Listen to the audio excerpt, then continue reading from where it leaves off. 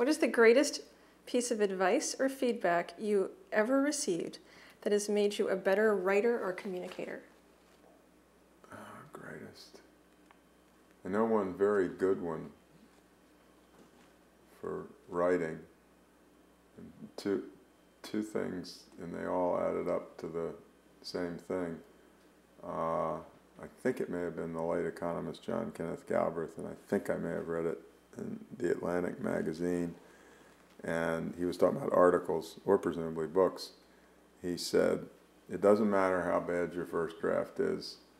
A bad first draft only means there will be 14 drafts instead of 13 drafts. And, I think there's a lot of truth in that. And a very equivalent thing was I was somewhat friendly or even close friends with one of the Business Week editors, a guy by the name of Lou Young. And when I was getting ready to write my first book and didn't know how to do it, and I'd written a fair number of articles, he said, don't worry about duplication, just start writing. He said, you catch the duplications in the third edit or the fourth edit or the fifth edit or the sixth edit, don't overdo it. Now, you asked me, or somebody asked me the question, and therefore I'm responding. I remember reading these interviews with authors in Paris Review. I don't think they still have them the same way. That's the way I do it, and that's the way a lot of people do it. On the other hand, I think it was Tom Robbins and Vonnegut, I think, was this way. They would spend a whole day, relative to a book, a whole day and produce 2 paragraphs, and they would never look at them again. Oh my gosh. And which is only to say there sure as hell ain't a best way in any way, shape, or form. So that was certainly the writing advice. In a way, the speaking advice, there was this fabulous guy who taught at Harvard for years, and his name was Tony Athos. And when I was starting to speak, he was around, and he helped me a lot. And I know this sounds funny, but he taught me intonation. Really? And incidentally, which is, maybe this is genetic and makes it difficult for a lot of people, he said, I love working with you. It's so much easier to make a noisy person quiet than it is a quiet person noisy. but it is, yeah. And he said, and he was kind of, a few ruffles and flourishes. He said, the use of a voice is like a surgeon's scalpel.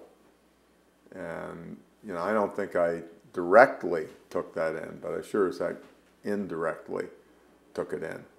When I'm giving speeches, in big rooms, I drive sound technicians crazy because I will literally go from scream to whisper in the course of a single clause in a single sentence. And it's not that the controlling can't be made, but when you're dealing with a big auditorium, that's not the most fun thing to do. So that may have been key. So those are probably hang in there with some of the better ones. By the way, just one thing, because it reminds me of a comment somebody made one time, and I think this is true, and certainly this is the Malcolm Gladwell point of view to a significant degree.